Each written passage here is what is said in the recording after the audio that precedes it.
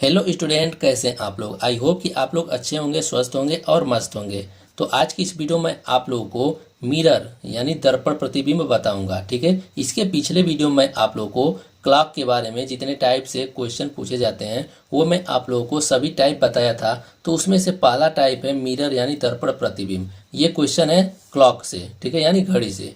जिसमें देखिए समय दे दिया रहेगा और उसका प्रतिबिंब पूछेगा। ठीक है, कि उसका दर्पण प्रतिबिंब क्या होगा। ठीक है, तो यहाँ पर देखिए पहला प्रश्न है कि 7:50 पर उसका दर्पण प्रतिबिंब क्या होगा। तो यहाँ पर देखिए जब हम लोग जैसे देखिए हम लोग कोई घड़ी बना लेते हैं, सर्कल तो गोल नहीं बना है, यहाँ पे घड़ी बना लेते हैं। 12 हो गया, 6 हो गया, 3 हो गया, 9, 1 2 4 5 7 8 10 11। ठीक है, समय हो गया। अगर हम लोग इसको दर्पण में देखते हैं, अगर हम लोग इसको दर्पण में देखते हैं, ठीक है, अगर हम लोग इसको दर्पण में देखते हैं, जैसे देखिए यहाँ पर 12 बज रहा है, ठीक, यहाँ पे 12 बज रहा है, इसको हम लोग दर्पण में देख रहे हैं। तो यहाँ पर देखिए जो पास वाला रहेगा वो पास में दिखाई देगा, जो दूर वाला रहेगा वो दूर दिखाएगा। ठीक है, यहाँ पर हो जाएगा, यहाँ पे 12 है तो जो पास वाला होगा वो पास दिखाएगा, जो दूर वाला होगा वो दूर दिखाएगा।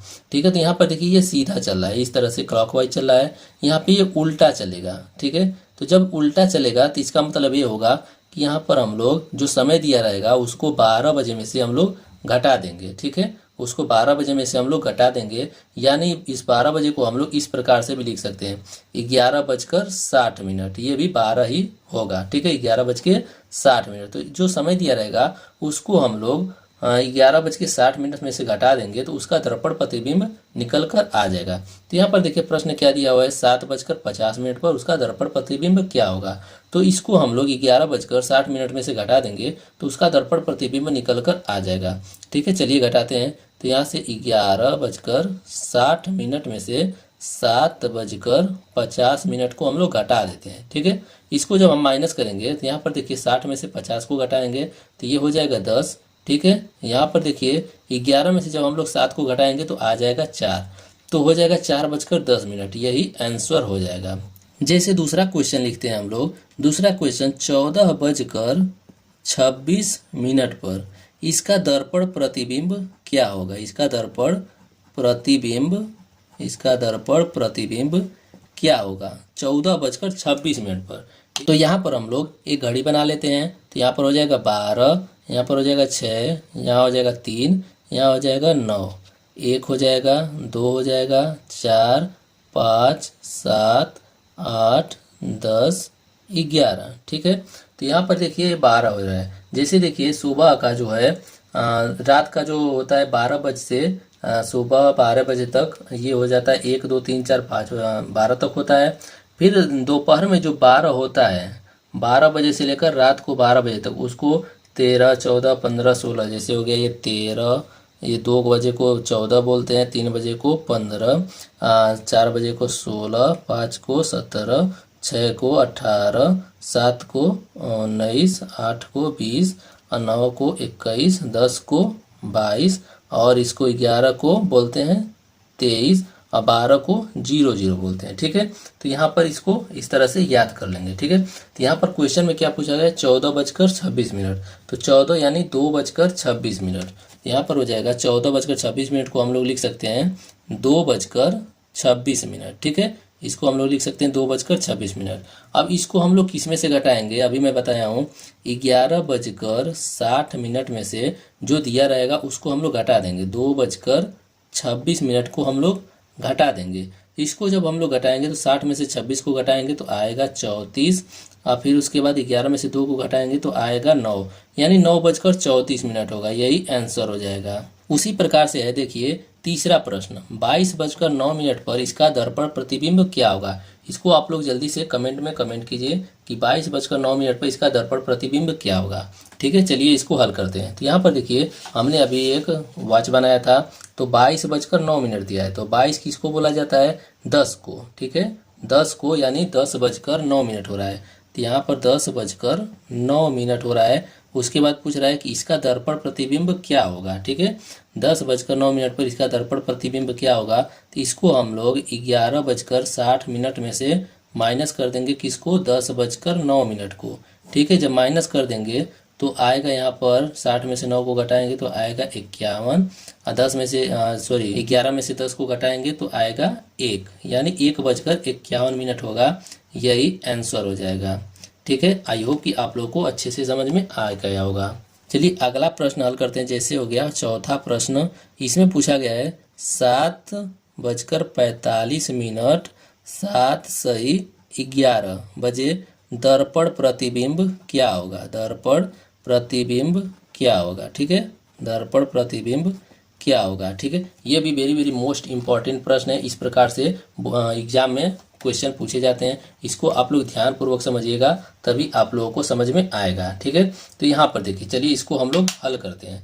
ठीक है, जब अब इसको हल करेंगे तो अभी मैं बताया था कि 11:60 में से घटाते हैं। ठीक है, 11:60 में से घटाते हैं। ठीक, तो 11:60 में से घटाते हैं तो यहाँ पर देखिए 2 दिया है, ये 3 भाग में दिया है, तो इसको भी 3 भाग में बांट देंगे। ठीक है, 11:59 और 1 मिनट। ठीक है, 59 1 60 हो जाएगा, यानी 12 ये भी बजेगा। ठीक है, अब इतने में से हम लोग इसको घटा देंगे तो उसका दर्पण प्रतिबिंब निकल कर आ जाएगा। चलिए घटाते हैं हम लोग। यहाँ पर क्या दिया हुआ है, इसमें से घटाएंगे 11:59 और 1 मिनट। इसमें से हम लोग इसको घटाएंगे तो यहाँ पर क्या है 7:45 और 7 सही 11। ठीक है, अब इसको हम लोग घटा देते हैं। ठीक, जब हम लोग इसको घटाएंगे तो यहाँ पर देखिए 1 में से 7/11 को जब हम लोग घटाएंगे तो यहाँ देखिए हम लोग इसको घटा कर देखते हैं, यानी ये भिन्न का घटाना हो गया।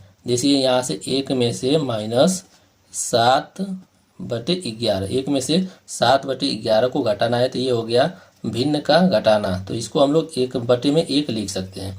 जब हम लोग इसका एलसीएम लेंगे तो 11 होगा। जब हम लोग इसका निकालेंगे तो ये हो जाएगा 11 + 11 माइनस ये हो जाएगा 7। ठीक है, यहाँ पर देखिए जब हम लोग 11 में से 7 को घटाएंगे, जब 11 में से हम लोग 7 को घटाएंगे तो ये आएगा 4/11। यहाँ पर हो जाएगा 4/11। तो यहाँ पर हो जाएगा जब 1 मिनट में से 7/11 को घटाएंगे तो ये हो जाएगा 4/11। ठीक, अब यहाँ पर देखिए इसको हम लोग घटाएंगे। ठीक है, 59 में से 45 को हम लोग घटाएंगे तो हो जाएगा 14, और फिर उसके बाद हम लोग 11 में से 7 को घटाएंगे तो आ जाएगा 4 सही 4/11। ठीक है, यही आंसर हो जाएगा। ठीक है, आई होप कि आप लोगों को अच्छे से समझ में आ गया होगा। अगर नहीं समझ में आया होगा, कोई भी थोड़ा बहुत दिक्कत होगा तो चलिए मैं एक क्वेश्चन और बताता हूँ आप लोगों को, और अच्छे से समझ में आ जाएगा। देखिए यहाँ पर अगला प्रश्न है 3:46 सही 6/13 पर इसका दर्पण प्रतिबिंब क्या होगा? ठीक है, अभी मैं बताया हूँ, इसको हम लोग किस में से घटाएंगे? 11:59 और 1 मिनट में से घटाएंगे। ठीक है, ये तो 1 में से घटाएंगे तो यहाँ पर लिख लेंगे 3:46 सही 6/13। ठीक है, अब इतने में से इसको हम लोग घटाएंगे। ठीक है, अब यहाँ पर देखिए 1 में से हम लोग 6/13 को जब हम लोग घटाएंगे तो यहाँ पर देखिए साइड में घटा लेते हैं 1 - 6/13। ठीक है, तो इसको बटे में 1 लिख सकते हैं। जब हम लोग इसका एलसीएम लेंगे तो हो जाएगा 13, ऊपर बचेगा यहाँ पर आ जाएगा 13 - 6। जब हम लोग इसको हल करेंगे 13 में से 6 को घटाएंगे हम लोग तो आएगा 7/13। ठीक है, तो यहाँ पर हो जाएगा 1 में से हम लोग 6/13 को घटाएंगे तो आएगा 7/13। ठीक, अब उसके बाद देखिए यहाँ पर 59 मिनट है, 59 में से 46 को हम लोग घटाएंगे। जब 59 में से 46 को घटाएंगे तो आएगा 13। ठीक है, 11 में से 3 को घटाएंगे तो आएगा 8। ठीक है, 8:13 सही 7/13, यही आंसर आ जाएगा। ठीक है, आई होप कि आप लोगों को ये सभी टाइप अच्छे से समझ में आ गया होगा। चलिए मैं आप लोगों को कुछ क्वेश्चन देता हूँ होमवर्क के रूप में, जो मैं बताया हूँ उसी से रिलेटेड रहेगा। उसको आप लोग हल करके कमेंट बॉक्स में कमेंट जरूर कीजिएगा कि उसका आंसर क्या होगा। तो यहाँ पर देखिए 4 क्वेश्चन है जो आप लोगों के लिए होमवर्क है। इस क्वेश्चन को आप लोग हल करके कमेंट बॉक्स में चारों क्वेश्चन का आंसर कमेंट कीजिए कि चारों क्वेश्चन का आंसर क्या होगा। ठीक है, आई होप कि आप लोगों को ये सभी क्वेश्चन अच्छे से समझ में आ गया होगा। अगर कोई भी डाउट कोई भी कन्फ्यूजन हो तो इस वीडियो को आप लोग दोबारा देख लेंगे तो अच्छे से समझ में आ जाएगा। उसके बाद भी आप लोगों को कोई भी डाउट कोई भी कन्फ्यूजन हो रहा है तो आप लोग कमेंट बॉक्स में कमेंट करके पूछ सकते हैं। ठीक है, तो ये था आप लोगों का पहला टाइप दूसरे टाइप का वीडियो अगले बार मिल जाएगा, उसको आप लोग पूरा वॉच जरूर कीजिएगा। ठीक है, इस वीडियो को आप लोग अपने दोस्तों को अधिक से अधिक शेयर जरूर कीजिएगा और इस वीडियो को लाइक भी जरूर कीजिएगा और इस चैनल पर नए हैं तो चैनल को सब्सक्राइब जरूर कीजिएगा। तो आज के लिए बस इतना ही, मिलते हैं नेक्स्ट वीडियो में। धन्यवाद।